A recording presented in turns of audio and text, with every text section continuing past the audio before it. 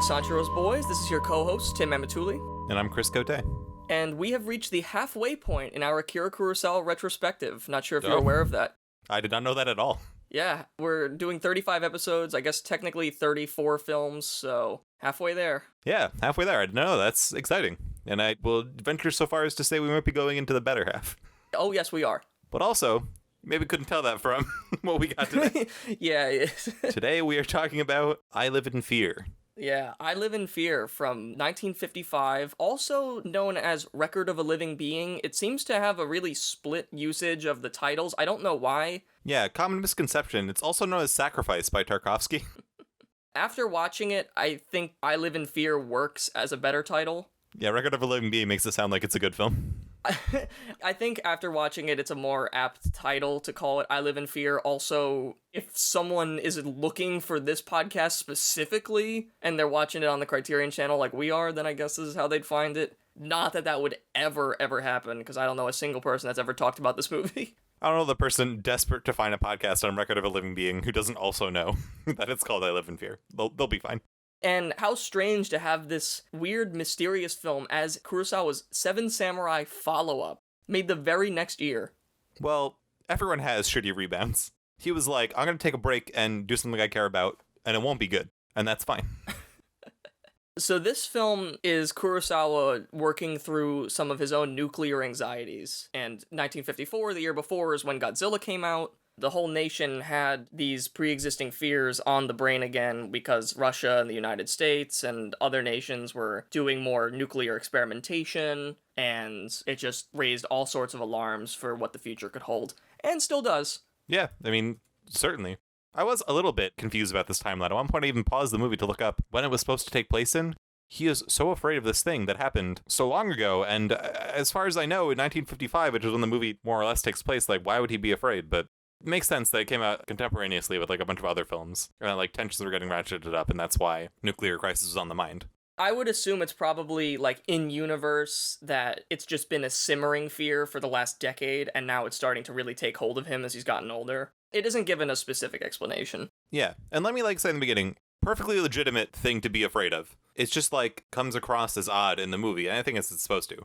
Yeah, when society as a whole has kind of not moved on. They'll never move on from the tragedies of Hiroshima and Nagasaki, but they are accepting it as a past reality and understanding that the world that they live in now in the nuclear age has changed.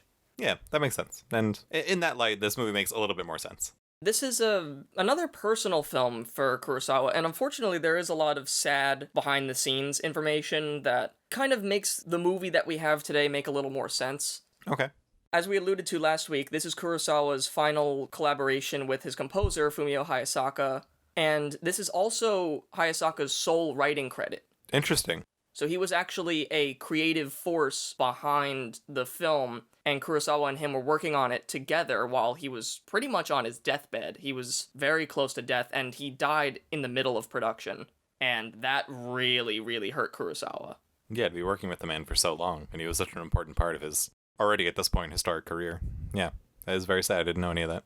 He was considered one of, if not his top artistic collaborator, and he said, you know, this man totally changed the way that Kurosawa viewed film score and what it could do, and I think Hayasaka is such an incredible composer. I've actually been listening to a lot of his non-film score music for this past week, ever since we watched Seven Samurai, and he really was a fantastic musical prodigy. There's not much music in this film, but I really do like the music that he did have. Part of the score is also done by Masaru Sato, whom Hayasaka mentored. Sato finished the score after Hayasaka died, and then he would score the next 8 Kurosawa films. Okay, so he kind of takes the space that Hayasaka left behind, it seems. Yeah, he's picking up the mantle from Hayasaka. They were making this film, and they originally conceived of it as a satire. Oh. And as it went on, it became harder and harder to make it work, and it started to turn more tragic. The way that it was reading, it sounded a lot like when we discussed Scandal, how Scandal was changing as Kurosawa was making it, and the movie started becoming less about Toshiro Mifune's character and more about Takashi Shimura's character. Yeah. I think of it in kind of the same way, where it just seems like as they worked on it, things changed, and they wound up with a weird, finished product that Kurosawa acknowledges is deeply flawed, but he is glad that he made it because of this personal connection for him. Yeah, I mean, they can't all be complete bangers, and if it's a personal film to him, then that's great. Definitely, though, it comes out strange in the wash. Yeah, you want to tell him what's so strange about it? The Nakajima family finds itself at odds with its patriarch Kiichi, who is petrified at the prospect of nuclear war destroying Japan. Desperate to evacuate his family from the nation, he has his sights set on buying a farm in Brazil. His family takes him to family court, attempting to rule him incompetent. After his family refuses to join him, Kiichi resolves to burn down his family's factory to force them to leave. Afterwards, he is confined to a mental hospital.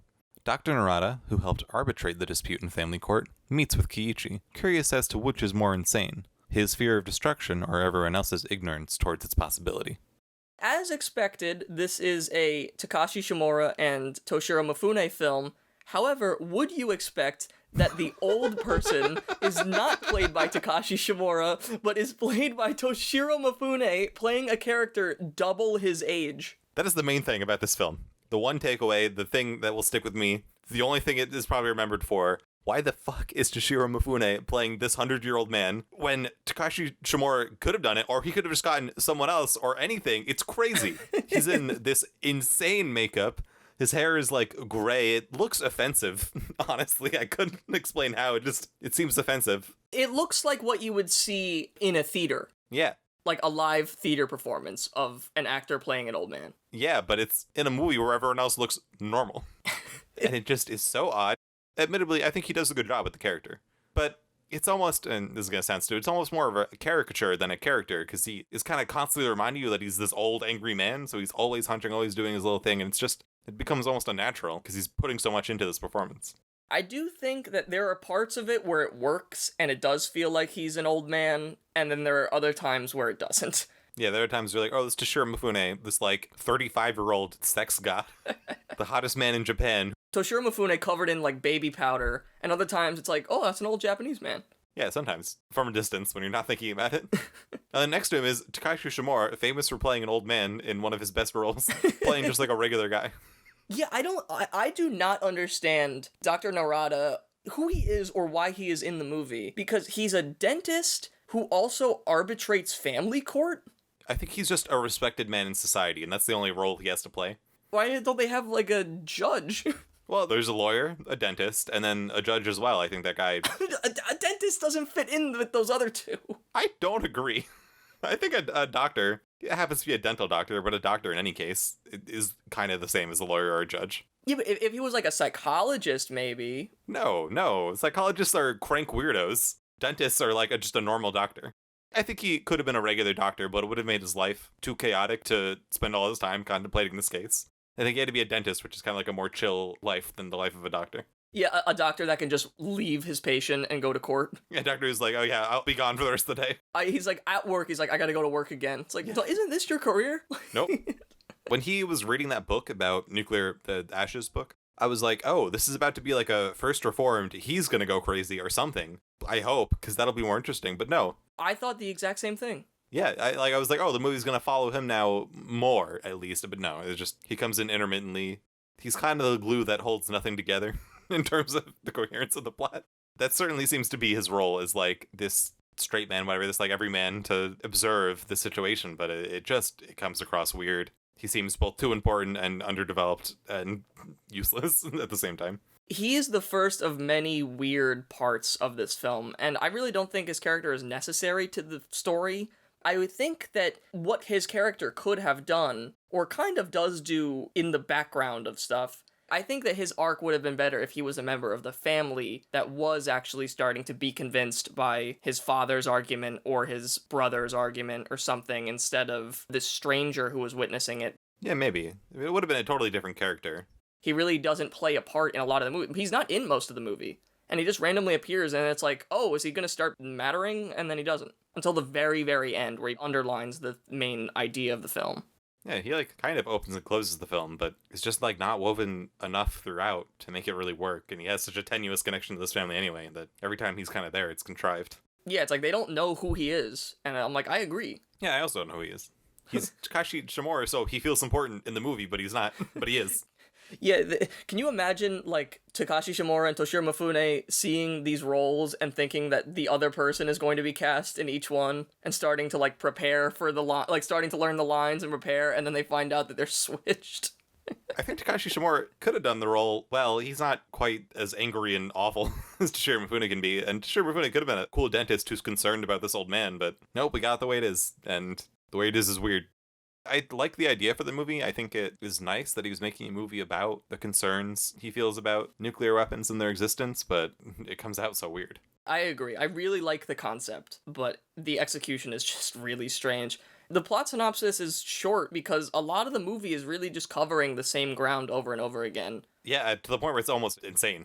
The Nakajima family is taking Kiichi to court, and they're trying to rule him incompetent because he's going nuts, and we start to see how exactly that madness is manifesting in the family when he brings in a man from Brazil who is offering to sell him a farm, and I think this is an actor in blackface? I did think about this. I think the actor himself probably has fairly dark skin and also is just a guy who's been tanning his whole life. I don't think he's in blackface makeup. I think he just is a very weird-looking man. But he's been in other movies that we've seen. Oh, he has? I didn't recognize him then. In Seven Samurai, he was the kidnapper, the one who Takashi Shimura kills for the baby near the beginning. Okay, really? He looked a lot younger then. A quick roll. I've looked at pictures of him, and he is not nearly as dark in real life as he was in this movie. Okay, well then, you win. He's in blackface. Well, he's not black, though, is the thing. Is he supposed to be Japanese? Or is he supposed to be Brazilian? I don't know. I actually have no idea, because they don't even give him a name. He's just called the man from Brazil. So we don't even get a sense of, does this man have a Japanese name, or is he supposed to be totally Brazilian? I have absolutely no clue. It's another thing that's just really strange about the people playing characters in this movie. The man looks nuts, sounds nuts, is like totally crazy in his presentation, beyond being in proto-blackface. He plays them a very unconvincing film of Brazil, and just like kind of a bad, shitty angle of some trees, and that looks nice enough. And then his like cult family, and he like smiles and walks towards the camera, and then it ends. I don't know why Brazil specifically. I don't remember if they even said anything about it. It's just, he's really fixated on this part specifically. Yeah, they say something about a lot of other Japanese people want to move to Brazil. Oh, right. Maybe something about in the 50s that was like a thing. I assume that must be what it does. In the 50s that was like a thing. Yeah, was it? I don't know. It might have been like everyone. Maybe Brazil was just popular at the time. I don't know why he has any. I don't know why he thinks Brazil will be immune to nuclear war. In the end of the movie, finally, one character is like, "You'd still die in Brazil, you jackass." And the entire movie, I was like, "Why didn't someone tell him that earlier?" This whole plot is based on just like no one sitting with him and being like, "This won't work." Like even on your own terms, this plan is crazy. But no one does that until the end, and then he finally loses his mind. But yeah, that's another thing that made me crazy about this film was at any point someone could have just been like, yeah, you're a crank and you're an asshole, whatever.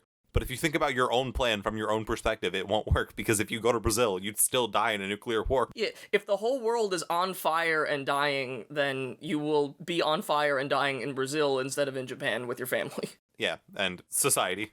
In any case, we're kind of going through the plot. So they're taking him to family court. He is fanning himself over and over again and kind of crinkling the fan because he's this huge, crazy jackass. Yeah, a lot like Stray Dog, where there's just a really overwhelming heat wave coming through, which I think works for the idea of nuclear war, of just extreme heat coming all around Japan. Everyone is always sweaty and fanning themselves like they did in Stray Dog, and we'll see that in High and Low. Yeah, it is like Stray Dog, but I think it works less because, yeah, there's like a vague tenuous connection to nuclear war. But otherwise, like, this isn't really adding anything. They're not going, like, delirious from the heat like they do in Stray Dog. It's just hot all the time.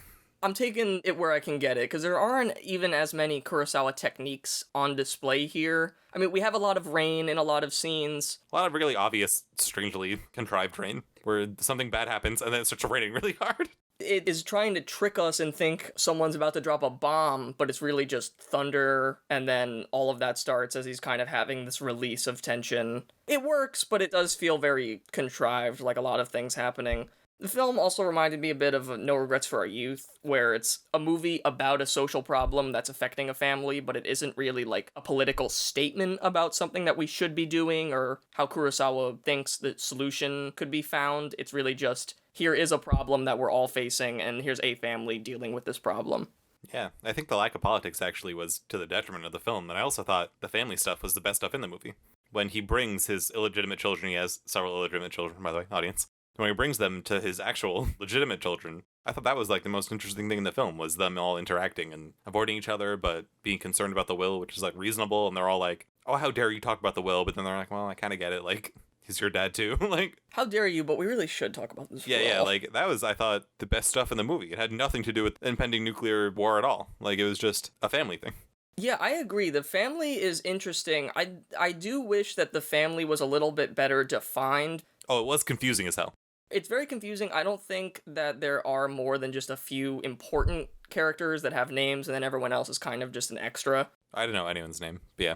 It's strange because he's very concerned about family. Kiichi is a family man, but he's also cheated on his wife a lot and had 2 or 3 illegitimate children, and he wants to bring them, his ex-mistresses, his current mistress, and all of his children and his wife to Brazil. It's very strange to have all those parts of his life come together, and it just points to this man totally losing his grasp on reality. Well, he says, just come on, it'll be fine. We can all go. And everyone is like, no, we don't want to live with your illegitimate children, and they don't want to live with us. Like, we want to stay in Japan. Look at your wife. It's so sad seeing all these women that you cheated on her with. Yeah. And the kids feel awkward, and he finally brings them all together. That's like kind of later in the movie, but yeah, I guess that is him losing his mind, because how on earth could he think that's okay? The whole middle of the movie is just him meeting with different families and saying, hey, do you want to come to Brazil? No. It's like the meme, come to Brazil. And then he goes to another family, goes, hey, do you want to come to Brazil? And then they say, no. No. Hey, you asked me before. No. He's like, hey, can I have money? And they're like, is it to move to Brazil? And he's like, maybe. And they're like, no. Literally, yeah. That's the majority of the film. One of the major reasons that none of his main family want to move is because the Nakajimas own a factory in Tokyo. A very successful factory. And they're like, this is how we make money. We're making a good living here. We don't want to leave it. We don't know how to farm. We're not farmers. Yeah, we can't just start a farm in Brazil. We're not going to survive. And he like clearly doesn't want to live in a Brazilian town where they could buy food. They're moving to a farm in the middle of nowhere. He wants to be away from everybody. Yeah, it's truly crazy. Which kind of, makes Takashi Shimura's character saying, well, is he really crazy? A little less credible, because he's actually just totally nuts. It's more like, this guy is crazy, but he has a good point. He does have a good point. But he's definitely crazy. That isn't really a question. Yeah, it's just like there's so much time is dedicated to, well, maybe he has a good point. But without kind of, I think, developing that into anything other than, well, it doesn't matter that he has a good point because he's nuts and this is an urgent problem that the family is facing. I almost got mad at the end when the doctor was like, sometimes when I look at him, I think, is he the crazy one or are we? I was like, yeah, I get that that's the point of the movie. Like, thank you for saying it in so many words. Maybe I'm the Joker. Yeah. If only Setsuko was here. When I made that joke about being sacrificed earlier, I was like, it's also Joker, it's also First Reformed. Kurosawa's influence lives on. Yeah, absolutely. You could definitely take this movie and remake it a lot better. Yeah, it's called Sacrifice. I don't know what. There is a good movie here, and it sucks that there were so many issues and that he kind of rushed it. He says that he made this movie too early. He thinks that not quite like, quote-unquote, ahead of its time, but just that he should have made it years later, and I think reading between the lines, probably written a few more drafts. Yeah, I think maybe, and not to say that he's not at a high point in his career, but maybe still it's a later career film to make, when he is closer to the old man in question that he's trying to analyze, and not just kind of being like, look at this crazy guy. Look at this crazy 80-year-old / 37-year-old. The point at which this movie is the most like Sacrifice is when, out of fear of the impending bomb and to move his family, he burns down everything he owns. That's like foreshadowed, kind of obviously, by the blackface man saying, I didn't want to move to Brazil, but then my dad burned my house down, and then I had to. And then, at like the peak point of him begging everyone to go, everyone saying no, he thinks it's all over, he burns the factory down. I do like that there's one scene early on where he's walking through the factory and there's one employee getting reprimanded for not attending to the embers, saying that it could burn the whole place down, and then later on that's how Kiichi will do it. So, that's a nice little touch, planting the idea a little bit, and then, yeah, the blackface Brazilian man really hits the nail on the head and tells you what he's gonna do. Yeah, when he says, my dad burned my house down, I was like, oh, well, I guess Kiichi is gonna burn down the foundry. It's inevitable, but whatever. It's certainly inevitable, but it is a good scene, I think. Oh yeah, it happens quite well. It looks intentionally very reminiscent of nuclear destruction, which I like that he's kind of surrounded himself with this reality. Yeah, that's a good point. And all the employees are upset with him. They're saying, what about us? Like, dude, what the fuck? you're so concerned about your family and we get it, but what about us? This was our life. We need this. And he's like, come to Brazil with me. yeah, that's, I think, like, up until that point, even including burning the thing, he's, like, not exactly crazy, but that's the point at which, like, he has gone to peak madness, when he's like, you can all come to Brazil with me, it'll be okay. This man will move the entire nation of Japan to Brazil. Yeah, he'll form a new Japan in Brazil, where no nuclear bomb can touch them. That is the point at which some guy who was my favorite character in the movie was like, listen, you dumb fuck, you'll still die in Brazil. He gets mad at him, and then his daughter, like, defends him, and I was like, no, that guy's right. And someone should have said that at, like, 05 minutes into the film. And that, of course, breaks his brain entirely. Like, legitimately breaks his brain entirely, and he goes to a psych ward. Yep, and he winds up institutionalized. His cuck son, Ichiro, I think, is running what remains of the family business now, or it might be Jiro, who's really, like, the alpha son. Yeah, his dumb alpha son. The family really is only given glimpses. There's really a lot of fighting amongst them, and then a lot of them fighting him. Yeah, a lot of, like, family members beating each other up, which is kind of wild. Like, a little more than I was expecting or comfortable with. It was intense. Like, Jiro beating his sister. Yeah. For, like, nothing. And then, the dad beating Jiro, maybe more deservedly. Yeah, it was, like, a lot of it. And it kept happening. I was like, wow, this is a lot. Finally, Takashi Shimura reemerges in the narrative at the very end because he wants to visit Kiichi in the psych ward, and we've seen him a few times talking with his own son because he's starting to have the nuclear fears. Tracks him down a train, yeah. Threatening to take over his own life a little bit. Yeah, but he's a normal guy, so it doesn't. He meets with Kiichi in his, not cell, but I guess just his room, and he's looking out and seeing, like, all of Japan is on fire, which we don't see it, but it's just in his head, just, like, totally consumed in nuclear flame. What he's seeing is the sun. He thinks the sun is planet Earth and it's on fire. He thinks he's on a different planet. He's looking out of a cell at the sun. He's like, oh my god, the sun is Earth in nuclear flames. Because he has truly, like, lost his mind. So he's just totally detached himself from reality, and Narada starts to ponder, yeah, this guy is definitely crazy, but it is also crazy that we're so blasé about the fact that we could just be completely blown up and it's all our fault. Yeah, absolutely. And that's, like, kind of the takeaway from the film. Though I disagree that Narada ponders that, because all he does is stop once on the stairwell down as he walks slowly away. It's really, I don't know, like, the doctor says it as explicitly as possible, but as much as that is the point, I think we are supposed to be thinking about that, I don't think it's, like, very well developed at all. The idea that maybe we are actually the crazy ones. I think it's a really good point. It does leave me thinking at the end of the movie, but I wish that it had been more weaved into the rest of the narrative. Yeah, instead of just, like, kind of the idea, and at the end the doctor says, maybe we're the crazy ones, Joker Society, and then that's it. Oh, that really bothered me. You can't just say that's the thesis of the film without doing it. Narada heads out of the psych ward as Kiichi's mistress and her young child pass him, and you realize, oh wait, yeah, these characters don't actually know each other. They actually have never shared the room together, so they pass, and it's, I don't know, it's kind of cool to have this moment of two characters that we know him, but don't know each other. One rises and one falls, and that's actually my favorite shot in the movie. I didn't really have anything that really stood out to me that much in it. It was nice, like, the older generation is kind of doomed and going down, but the younger generation has a chance and is going up. It's obvious, but I appreciated that it was well composed. It was obvious. I wouldn't call them doomed. I think they're receding into the background as per nature, but yeah, I thought that was nice. I also got that. I'm not usually good at getting that kind of thing, but I got it. It was nice. Yeah, well, he gave you a long time to think about it. Yeah, he even stops in the stairs. I didn't realize that was Kiichi's mistress, and that the little boy was his son. I don't know if it's Kiichi's son, but it is definitely his mistress. I think the child might just be hers. I thought she was another daughter of his. I don't blame you, because there isn't much to distinguish any of them from each other. Yeah, she looks the same age. It was very confusing. I didn't know who that guy was, the, like, shitty big guy who's, like, riling him up by saying, oh man, it'd be so fucked up if we all died in a nuclear explosion. Our hair would fall out, our bones would melt. He's, like, losing his mind. I was like, this is brutal. Who is this guy? Yeah, I thought he was related to the stomach cancer guy in Akira. Yeah, similar role. Yeah, I think he knew that he was being shitty. He's, like, smiling as he riles this old man up. That was very confusing. I don't know was that Kiichi's mistress's husband? That, I believe, is Kiichi's mistress's father. Father. I believe that she lives with her father. Okay. Which is even weirder because Kiichi is, I think, older than her father. That is not a good way to, connect with your in-laws.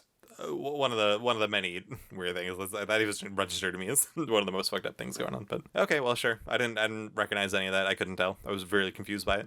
Yeah, it was a whole lot confusing. Yeah, when they were all together, I was trying to be like, okay, this is the daughter's husband. Is this a daughter or someone's wife? I don't know. The one that was by that more famous actress, I couldn't tell. Yeah, very confusing. Even though I thought that was the best part of the film when they're all together. So my favorite shot is one, I think it's a bit earlier in the film. I don't know exactly when, but it's after it's established that he is, kind of nuts and trying to move to Brazil, and everyone else is like, no, let's just kind of move on. Let's just live in Japan and live our lives. And the shot is similar to the opening shot where it's the camera looking down at the street, except now we see a car going one way as this huge procession of people, workers, maybe on lunch or something, all going another way. So it's this long stream of people in white shirts going down to the right and the car moving up kind of against the stream. It's very much so like going against the flow of everyone else. It externalizes this guy who is going against the flow of society, the flow of ideas, the flow of sentiment in Japanese society, and like going upstream at his own peril. And I thought it was really nice. It's not too long of a shot, though it tracks for a while, and it, externalized his character, I think, very well. I liked it. Yeah, it was the first one that stood out to me. I was like, oh, I get it. That's something, I guess. Overall, I felt like a lot of the cinematography in this was very pared down, especially coming off of Seven Samurai, which was so elaborate. But, it is also a much more pared down film where it is just a lot of people talking in rooms. There isn't too much that he can do. I was surprised it was Toho instead of Daiei. It doesn't feel quite as much like a Kurosawa film as a lot of other ones. Yeah, definitely. It was a small film. Another difficulty that this film gives us comes in regard for the Toshiro Mifune hotness scale. All right, 10? Yeah, I mean, he's a DILF, so I don't really know what to say. No, I thought you looked like total shit in this movie. That looked awful. Therefore, I have to give him a 9. Yeah, I was like, do I give him a 9.0 or an actual 0? Or a 1? Or I really didn't know. I'll give him a 9.0 as well, understanding what our scale is, winking to the audience. He did not look good in this movie. We're curving the grade here. Yeah. All Toshiro Mifune hotness scales will be curved to an A. It feels like a crime to have to rate him in this way. I feel like I'm objectifying him in a way that I shouldn't be. Yeah, he's so old. But he's not. I know. In real life, he's like 30, 37. He's just wearing those Coke bottle glasses. One of the best looking men in Japan. Yeah, it's the glasses and like just a god awful amount of makeup. Really, it was something. He was definitely picked because he's the one that's good at getting mad, and this character just has to be mad for the entire runtime. Takashi Shimura is a little bit too soft spoken. Well, I mean, Takashi Shimura's role in Drunken Angel, he was furious the whole time. Like, he has showed us that he could get angry. I feel like if he merged that character with Watanabe from Akiru, he would have done this role really well. It wouldn't have been so distracting. But even then, in Drunken Angel, he's still like Mr. Too Damn Honorable. Like, he's still like a good guy, whereas this old guy is just awful. Just a totally batshit insane crank. Even though he's right, he's a crank. It is what it is. That's the film. Yeah, I mean, overall, yeah, I'm gonna rate it like a 6. It's fine, but it just, there's nothing really special about it, and there's a lot of it that doesn't work. It's fine to just pass the time, but it isn't really a Kurosawa film that I'd recommend. Yeah, it's a more or less competent film if you're really into the Kurosawa backlog, or if you're into like 50s Japanese cinema. Sure. I also give it a 3 stars out of 5, or 2 out of 4, or a 6 out of 10, whatever you want to call it. It is nice to know the backstory. I think that is nice, that this composer with the one writing credit. I'm fond of saying that the backstory behind the film doesn't excuse the film. All we have is the final product. You know, the film lives forever, but it does make sense knowing what happened. And like, you know, Kurosawa's a depressed man at this point, and he's just not working in the same way that he normally would be, and it's just a shame. The deck was stacked against this film, and it turned out better than it could have. I'll say that. Yeah. Could have been in the idiot level disaster. It could have turned out almost like one of his like early propaganda films or something. Yeah. Or a Sagata 2 level disaster. But it didn't. It's a well-made film. Yeah, it's just unfortunate that it wasn't better. Yeah, the very competent director not doing his best. Yeah, not trying his best and not doing his best. Although I do think that he will rectify that next week with his Macbeth adaptation, Throne of Blood. Hell yeah. I'm excited. Try read Macbeth by next week. It only takes 2 hours. But Yeah, we went to public high school. I mean, yeah, I read it then, but I couldn't tell you anything else I learned then, let alone that. So we'll see. I'm excited for Throne of Blood. I remember the fact that I read it. Yes. Old lady. No. His wife. She who isn't old, who's supposed to be hot, wants to kill him because of the witches. I'm almost certain that's entirely correct. All right, see you next week on Bye. on Sanshiro's Voice.